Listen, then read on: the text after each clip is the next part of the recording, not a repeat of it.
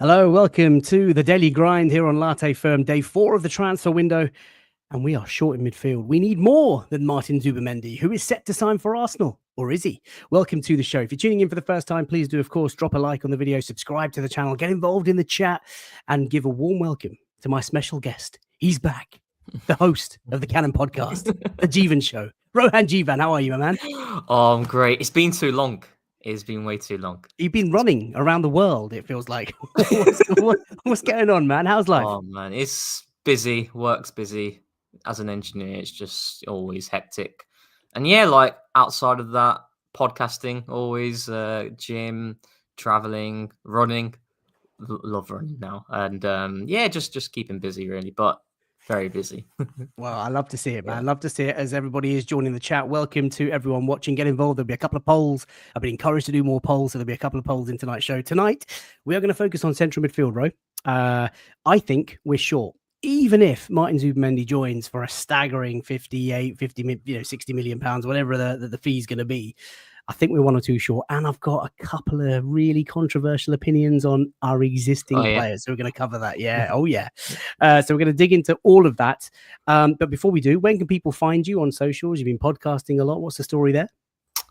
Yeah, I mean, I started off writing really, and during lockdown, where I kind of just wanted to express my thoughts and opinions in a different way, building my account, then writing for Gunners Town. I still try to, although it's difficult with work commitments and stuff. And podcasting, yes, for the Cannon Pod, and that's it really. And you can find me on Rohan Jeevan AFC on Twitter if you do want to, but I wouldn't recommend it because there's some stinky takes there.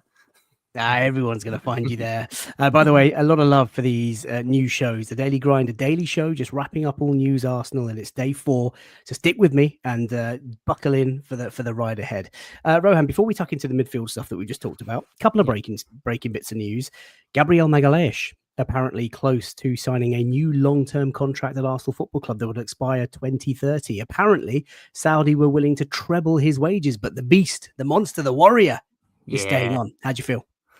Buzzing, mate, buzzing. I feel like as fans, you know, we come out of this season, this very turbulent season, and I think everyone is unanimous in terms of what Arsenal need, and it's all about incomings. But I'll maintain securing the services of the key pillars is just as important, because if we lose some of these guys who have been so pivotal to the project and where we are right now, it takes us back a fair few steps. And losing someone like Gabriel, that whole idea of losing a player who, for me, has started off as a diamond in the rough when he signed for Arsenal, to now becoming, I would say, the best left-footed centre-back in world football, that's a huge miss. And for him to secure his services, I think that's fantastic. And for it to go on to 2030, that is certainly a player who sees the ambitions of the club and is very much with the ideas. And yeah, I think Andres Berta, everyone is looking at the incomings, like I've alluded to, but I think he can get the fans really on board with securing the likes of Gabriel, Saliba, Saka, and this is a really, really positive step. And I think we're actually having a pretty solid start to the summer. Although I think reading on X, there seems to be a bit of turmoil. Yeah, there is. I mean, I've just read a comment there from Taylor. Day 4 of my Barcola prayers. I mean, look, it makes it worse because rival clubs, so Liverpool, current champions, Manchester City, who are going to try and bounce back, even, dare I say, Manchester United have already flown out the blocks. And that always makes it worse for an Arsenal fan because we know what we need. Every guest I've had on these daily shows tonight, and people are showing you a lot of love in the chat, has said to me that we need a backup goalkeeper, a defender, a central midfielder, a left winger, and a centre forward, plus maybe another midfielder. So you're talking 6-7 players. Big window ahead. We can all see it. Hopefully the club can too. You talk about new contracts for Saliba and Saka. Apparently the contracts are progressing well. There is plan also to extend Leo Trossard's contract, but that's sort of furthest behind. Sammy Mokbel also confirming that we have interest in Leroy Sané. We won't talk about Leroy Sané too much. We talked about wingers on a show a couple of nights ago. That's on the channel feed if anybody wants to if anybody gets bored.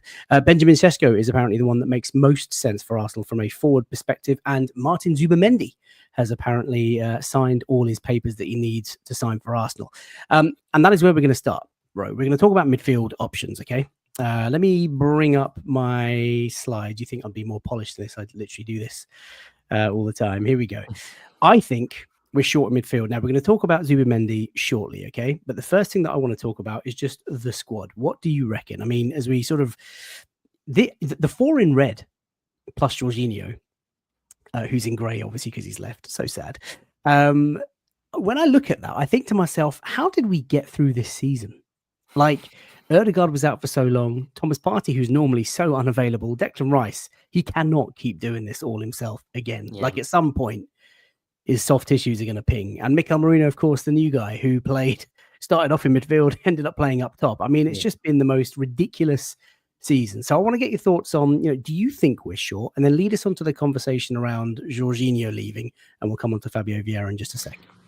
Yeah, like, as I usually do on the train back, I always think about Arsenal and think about our squad. And I was actually thinking long and hard about our midfield. And I do worry about it in terms of the options. And for me, Fies, it's kind of like, I think there's a significant lack of athleticism within our midfield outside of Declan Rice. Now, it seems like the club are looking to retain Thomas Partey for another year. And I think we have this idea of Thomas Partey being the 22-23 Thomas Partey, where he was incredible. And I would say he was the best number 6 in the league, barring the last 10 games of the run-in where he started to falter. But you saw what he was capable of, and the physical capacity that he had was outstanding. But he's not that same player. Now, I'd say he's had a solid season, but I think off the ball, you see his weaknesses in terms of the game going past Thomas Partey without a Declan Rice, for example. We saw it at Anfield with Mikel Merino and Thomas Partey and how they got overran by the energy of Liverpool. So it does worry me where I look at Mikel Merino, and we'll obviously talk about him. I think the conversation around Mikel Merino, and I don't like doing this because it's not what people do want to hear because we want to talk about the positives, etc. But I think the conversation around Mikel Merino would be different had you not had that centre forward stint where he came in and he was very serviceable and he gave us a lot of quality in the absence of virtually having no one there. He came in and he stepped up brilliantly. But I think there are questions there in terms of his athletic capability when the game becomes stretched. And that's the biggest worry that I have in central midfield. Now, what I will say is it seems like the club might effectively look to plaster a wound where we have a Kai Havertz, who I think will feature in midfield next season in certain games. What Miles does in midfield is very interesting and something that I do want to see. But then that does require an addition at left back, in my opinion, which Calafiori, we're not going to talk about defenders, but I think he's outstanding in terms of the talent. What a player. What a player. Wenger-esque, mate, that first 15, 20 minutes against Newcastle at the Emirates when he came on as a second half substitute. Yeah. Honestly, I just want someone to send me that 15, 20 minutes and let me just inject it because it was I got incredible. The comp for you, mate. I got the comp. It was so good. Yeah, it's so good. Yeah. But sadly, right now, with the evidence that we have in front of us, is he's not reliable from an availability point of view from the season that we have seen so far. So it would require a reinforcement at left back, in my opinion, if we're looking to move Miles in midfield. So I think the club might look to try and plaster a wound there and look to strengthen in other areas, in other very imperative areas that we do need to bolster because we've neglected for many years. But it does worry me. And again, I think Fabio Vieira, just to quickly go on to him, I'd really like for him to get a chance and an opportunity. I don't believe he necessarily has had the continuity that I think he's needed at Arsenal so far. And where does he play for you, Ro? Left eight? I think right eight. Yeah, right eight. Right eight. So to skip moves across or? So many games so far, isn't it? Like we need to be able to rotate the team and manage minutes accordingly. And I think giving us an option, I think he has different qualities to Ødegaard in the final third. And I'd like to see him get an opportunity. I didn't think he necessarily had that consistently when he was at Arsenal the previous year. And we saw a lot of his minutes at right wing, whereas I'd like to see him more inside personally. But yeah, it does concern me. I feel we are a little bit short, and the athletic capability of the midfield in the absence of Rice does concern me for sure. Well, we're going to end the show by talking about players that we might sort of want to go for. And I completely agree with you. I think I'm really pleased to see Jorginho be released from the club. And I wish him all the very best. What a great servant. He came in to do a job. Really great pro, nice sort of vibes around the training ground and came in and, had some memorable moments. And the one thing that always stuck out to me, Ro, is just his lack of dynamism. He's not a physical brute. He's not, he doesn't sort of just eat up the grass and, box to box. Like, Yeah. if it was possible, I'd want another Declan Rice. I know they're very, very difficult to find, but I want a ball carrier who, opposition players just bounce off. Shades of Yaya, shades of Patrick, shades of Gerrard, like, that sort of driving sort of midfield. I need that. I want that. We're going to talk about Mikel Merino in just a second, but Martín Zubimendi is going to be our upgrade, I believe, on Jorginho. There have been some interview clips today saying that if Xabi Alonso calls, maybe he might change his mind. I don't know. But Sami Mokbel believes papers have been signed. He is coming to Arsenal. What are we getting in Zubimendi? I think he's going to be one of the players who surprises a lot of Arsenal fans, because I think a lot of people are basing their opinions on Martín Zubimendi through his performances against Manchester United recently in the Europa League, which I don't think is fair. I think environment is everything. I think with Martín Zubimendi, he's a fantastic player, but he becomes an even better player when you pair him with someone like Declan Rice. That's what really excites me. Zubimendi, I think there's this comparison to Jorginho where, you look at what Arsenal did with Declan Rice and Jorginho post 2024 and the level that we were playing at. And I'd argue in terms of like completeness, I always think 22-23 was the most exciting years in Arsenal fan because nobody expected it to begin with. And going to the games then, it was ridiculous because the atmosphere was crazy and there was that excitement jumping from a team that was challenging for Champions League football to a team that was competing at the top. But I think the most complete version of Arsenal contained Jorginho and Declan Rice in the middle of the park.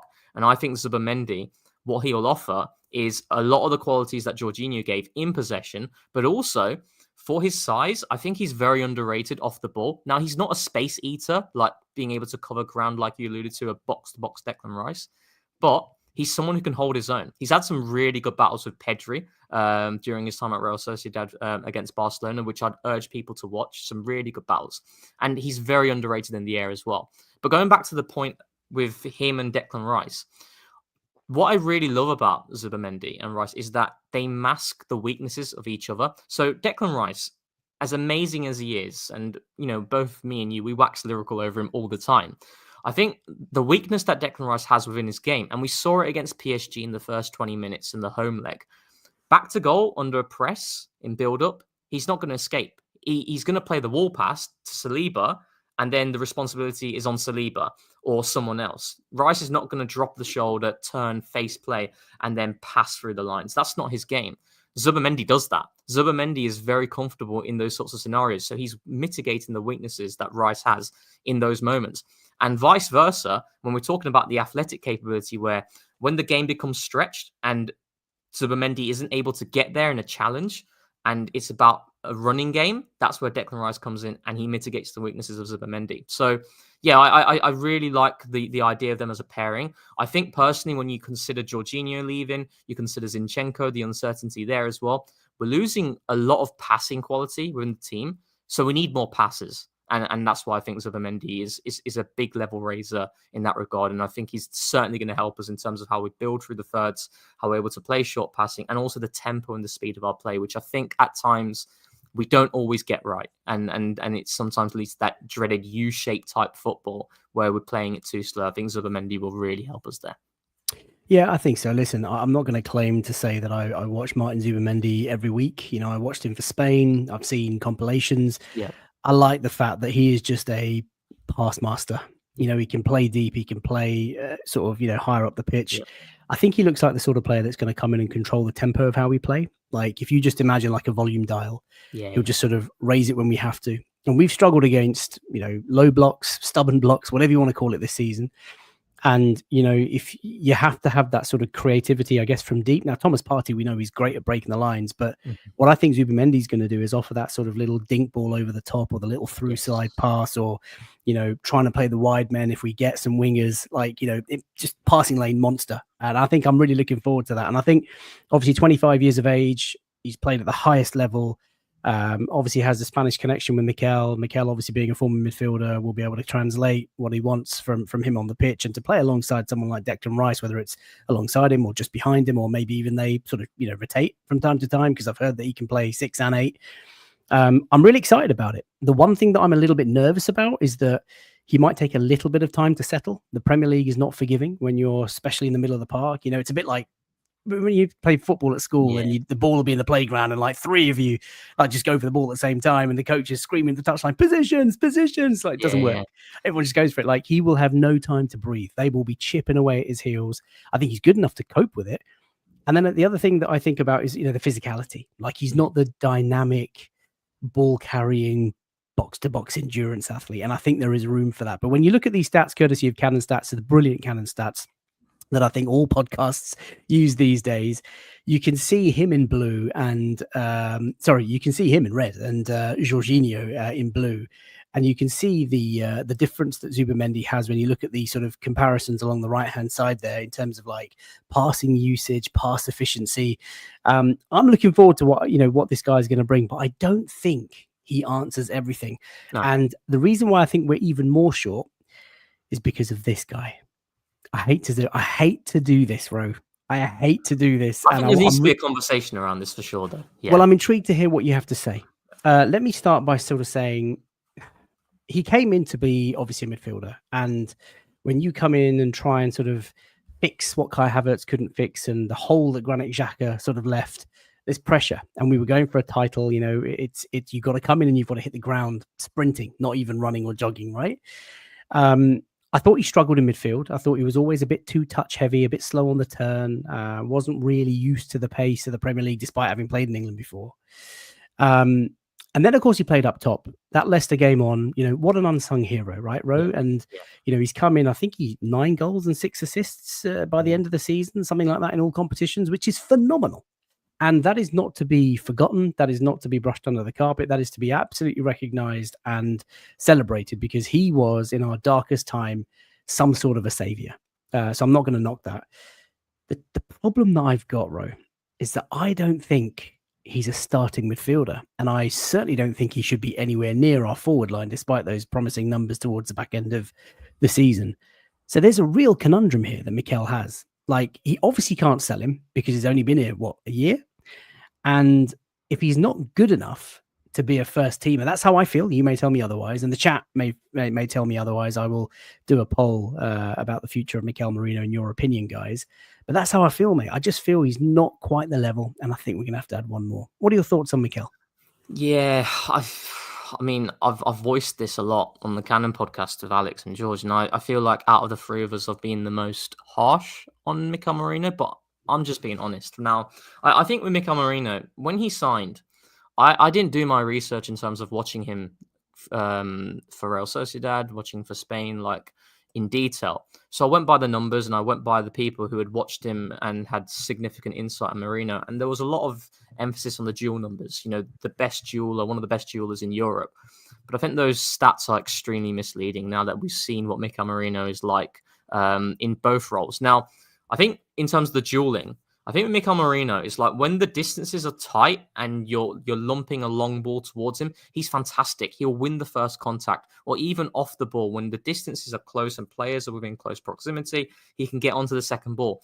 But when the game becomes stretched, Mikel Merino offers very little in terms of security and the ability to run back. He doesn't have the athletic capability that I thought he did from the numbers that were presented to me when we signed him.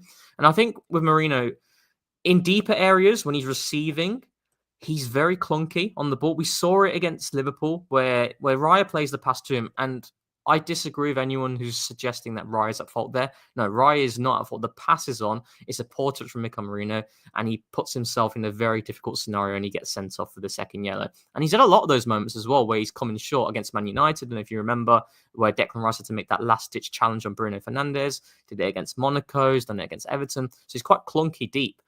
When he's higher up, I'll have to say, even in midfield, he does offer good things in terms of his ability to drift wide, to allow Martinelli or Trossard to come more inside. His understanding, his intelligence of recognizing what spaces to attack. Mikel alluded to it post Brentford, where Merino, when the game becomes one in which you're pinned deep, you see it, at the North Bank, in the second half, where Arsenal are camping inside the opposition third. Teams are pin teams really deep in. Mikel Merino is fantastic there in terms of giving you extra height, that threat in the box. And I'd say pretty much every single game he's played for Arsenal, he's had at least like one really good chance. And that is because of his anticipation and his understanding of where to be in the box.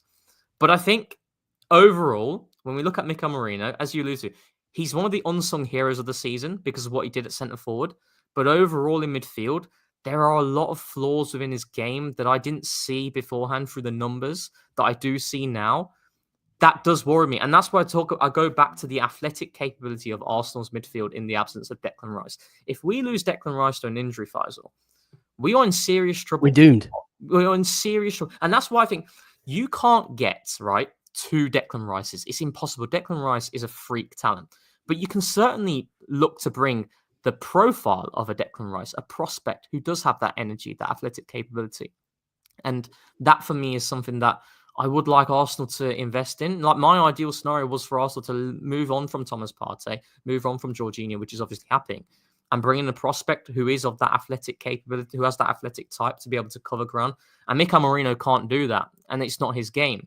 And that leaves me in a spot of bother. So I think in the final third, I think in attacking scenarios in terms of his understanding of space, he does really well. But in deeper areas, when the game becomes stretched and it becomes transition-based, I do struggle with Mikel Merino. And I see flaws that they scream too much into my face that I do worry about. So, yeah. Yeah, listen, the watching crowd are not convinced. I did a poll just a couple of moments ago saying, is Mikel Merino good enough to be a starter for Arsenal? And 80% of voters have said no. And listen, there's a few of you in the chat that are sort of saying, look, great squad player, can see games out, can be maybe playing in the sort of lesser competitions. Sorry, I shouldn't say lesser, get people on my back. The domestic cups, let's say. And listen, if he's happy to be a squad player, fine. But I just think we need to upgrade. And actually, I did a poll at the start of the show. How many players do you think Arsenal need in midfield? And the voters row, 63% of our voters said 2. 19% of our voters said 1. Leaving the rest, 16% saying 3 or more. But the vast majority of people think that we need 2 new players in our midfield. And if it's going to be Martín Zubimendi, who might the other one be? Now, there's just a couple of players that I've sort of brought up because lots of people are talking about Eberechi Eze, man. I mean, wow, what a player. Alex English saying Eze is a must. Elliot Roberts saying another creator like Eze would be mint. Does he float your boat? I wouldn't necessarily say like directly into midfield. I see Eze more as Arsenal changing the left wing role in terms of giving Eze that opportunity to come inside, but then Arsenal to sign a more traditional overlapping fullback, a dynamic fullback to complement him. So I wouldn't say directly in midfield personally, and I don't think he answers the issues that we've both discussed. Morgan Rogers, on the other hand, I know you want to talk about Morgan Rogers. I think one of the things Arsenal lack in midfield is ball carrying and that dribbling prowess. And I think when we look at the construction of Arsenal under Mikel and things that I would critique him on slightly is the usage of the midfield. Now, going back to Declan Rice, right? I don't know about you, but Declan Rice for me was my player of the season, hands down. Like there are nominees there, the likes of Raya, Timber, Gabriel for sure, but I think Timber was mine, by the way. Yeah, he's been fantastic, and what he's done off the back of an ACL is ridiculous. But I will say with Declan Rice is I still don't think we've unlocked his full potential. And one of the things that does frustrate me with Mikel, and it could be down to the injuries that we have endured, is against teams who don't press us, Declan Rice high between the midfield and defensive line. I don't know if you feel this. It's a waste of his qualities. He's not someone who's going to receive it back to goal, turn in tight spaces and carry. Declan Rice has said it many times that he likes to carry when the game becomes open. That's where he's able to show that Yaya Toure-esque power.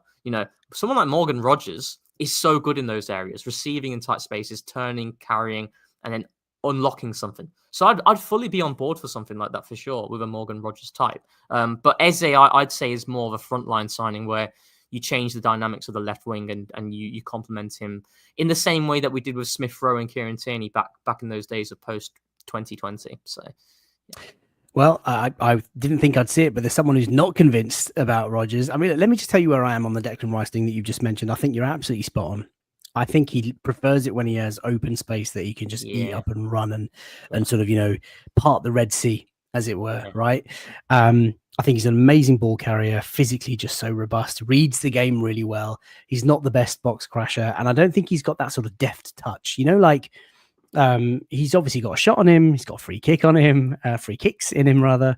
But like in tight spaces when he gets the ball to his feet, he's not as quick as we'd like it to be, and he just hasn't got that one touch He's not got and that jink pass. in it. He's not got Yeah, it. He's not got it, mate. I mean, what I do for like a Samir Nasri or a Cesc or that sort of a player, but like obviously you need him in the team. And to your earlier point, Ro, we cannot go through another season where he is literally our only box to box. Like he is our only, dominant player. We need that ball carrier. And for me, Morgan Rogers, I put him up there because Aston Villa obviously got some PSR challenges, let's say. I think this guy ticks all the boxes. He's technically very good, as you've said. He is a bit of an endurance athlete. He's strong. He's young. He's English. He's Premier League proven, mate. He is ready. And I have no idea how much this guy is going to cost, but I would absolutely love to see Arsenal go for someone like that. There's lots of people in the chat saying, look, Lewis-Skelly, let him loose. He is our ball carrier. Yeah. Would you make that permanent shift into midfield for Lewis? I know we've not seen him there, but would you consider him as a midfield option and then say, Mikel, right, go get another left back because that's what you like to do every year? Imagine the timeline on that, though. But yeah, I've always felt with Miles, it's like, I think what Miles has done at left back, I've not seen a player, I've not seen many players do what he's done in terms of coming to left back. I know there's a lot of similarities on the ball that he's tasked to do, and he's mentioned before, to playing in midfield in a lot of the games. But what he's done off the ball defensively, like it's absurd. Like and teams like Real Madrid looking at you, that's because you're a phenomenal player. But I think with Miles Lewis-Skelly is what I do want to see next season is, again, we'll go back to that Declan Rice conversation. When teams don't press on to Arsenal, I want Declan Rice to be behind the ball as opposed to in front of the ball. Now, I don't know if you've seen the comp, and you can reminisce on the ball striking of Declan Rice, right? The strikes against Crystal Palace, against Man United, Real Madrid, Newcastle. He's a phenomenal ball striker. And I feel like when teams are pinned deep, having him crash the box is not a good use of his qualities. You want him just outside the edge of the box where the ball falls to his feet, space is there to have a shot on goal. I think with someone like Miles, I would like to see that change where Rice comes a little bit deeper and Miles steps higher, because Miles is so comfortable in those scenarios. We talk about Morgan Rogers, what he can do in tight spaces. Miles can do it. Miles is fantastic in those scenarios. How many times is he able to drop the shoulder, turn, carry, and then he opens the game up? And I think for me, that is the next evolution of what he can do. But he's still young. He is still young. He's still so young. And I think someone mentioned it just a few moments ago. The chat's crazy tonight. Hundreds of you watching, by the way. Please do like the video. Subscribe if you're new. It's a massive help. That's it. We're on our way to 25,000 subs. It would be a big milestone. He's young. He's 18 and he's played, in a very short space of time, a lot of games for Arsenal. And he's elevated himself now where he's going to get scrutiny. He's going to get, you've seen the way some of the media treat him, the England sort of call-ups, and we've seen the sort of aftermath of all of that. And I think he's going to be one of those players that other rival club fans just like love to hate, like he's going to get booed at grounds. He's one of those sort of characters. Sorry, I didn't mean it like that. We know that he's going to get that. We obviously don't think he's one of those sorts of characters. So I'm nervous, and I think we need to go into the market and add. And listen, some people have shouted, Lucas Paqueta, Bruno Guimaraes, if he was ever available. Dr. Hank Venture just mentioned Sandro Tonali. There are players out there. Someone mentioned Kobe Mainu just a few moments ago because United want to get rid. But there are. Oh, Mike Jones, you're doing this to me. You're pulling on my heartstrings. Should have signed McTominay. I was on the McTominay train, man. You know what? You're cooking. Absolutely cooking. I am cooking. I'm feasting. Yeah, mate, what a boy. Take. What a shout. Do you remember the times? McSauce, McDominate, I got battered for it on socials. Who's laughing now? You're all choking on your pizza. But yeah, listen, what a player. And the point there is, and I think Kaya mentioned it last night. I did a show with Kaya just talking about what other rivals have done in the window so far or are reported to doing. He sort of mentioned in passing, I think if MLS moves into midfield, we might just have enough to get through. And I'm like, do you know what, Kai? I'm so sick and tired of thinking we might just have enough. Let's just be stacked for once. Just go out and get 2-3 midfielders and just have that stacked. Club of our size should not be worrying about one player not being fit for the whole season. Club of our size should be going hard on all four fronts. Club of our size should be able to rotate in all games and not notice that drop in quality. It just, maybe it's because I'm just a miserable old man now. Been craving a Premier League title for 20 years, and it's like we're so close. And when we get close, we're really close. Yeah, it's because we all see it, don't we? We all see how close we are, right?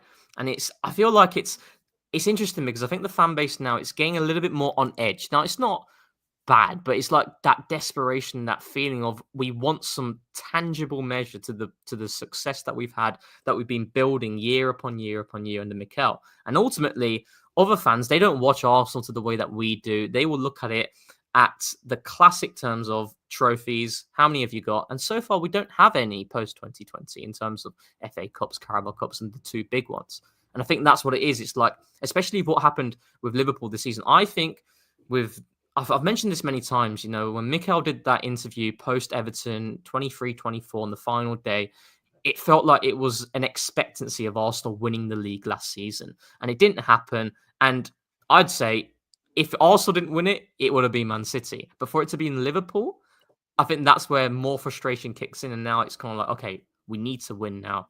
And I think that's where it's like, we saw what happened in the January market. I felt for me, the board, what it showed was a team that was on their knees, a team that played 9 games versus 3 in the previous campaign, where we had injuries to the likes of Havertz, Jesus already known, Saka, Martinelli went down, and Wanyeri was out for a few weeks, and we responded by doing nothing. It felt like it was throwing the season away, And now it's time to really kick in and get the players in, because it is the biggest driver, fights. Like, regardless of what we say about Mikel in terms of certain things he can improve on, quality always dictates.